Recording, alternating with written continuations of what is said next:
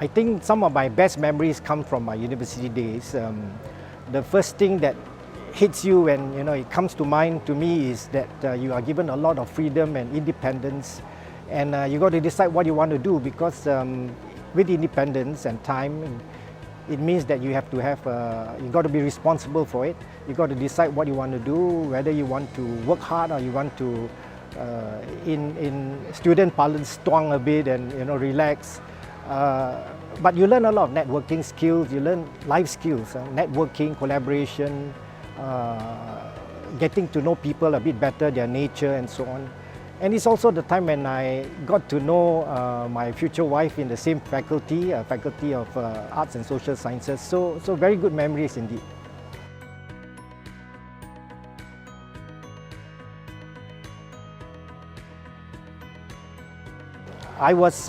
My next posting was in the Ministry of Information and the Arts. There we did quite a bit of the built heritage, including the Esplanade, the Changi Museum, Ford Factory, Singapore Arts Museum and so on, and we were renewing the History Museum.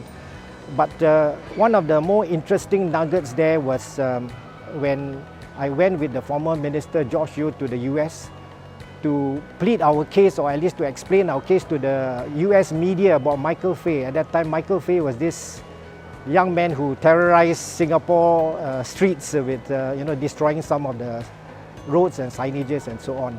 So we were there, and Bill Clinton actually shook our hands. We saw him in one of the occasions, and it was an interesting experience. MCYS, maybe the last one, just that I can recall offhand. MCYS, Ministry of Community, Youth and Sports. I was the chairman of the Youth Olympic Bid Committee, and well, we won the bid, but at that time we were fighting with quite a lot of countries. And I remember the final between us and Russia. We were all at the stadium, the Padang, and waiting for the results to be announced. And when the result announced that we won, I think that was quite something. So very, very good memories and many highlights.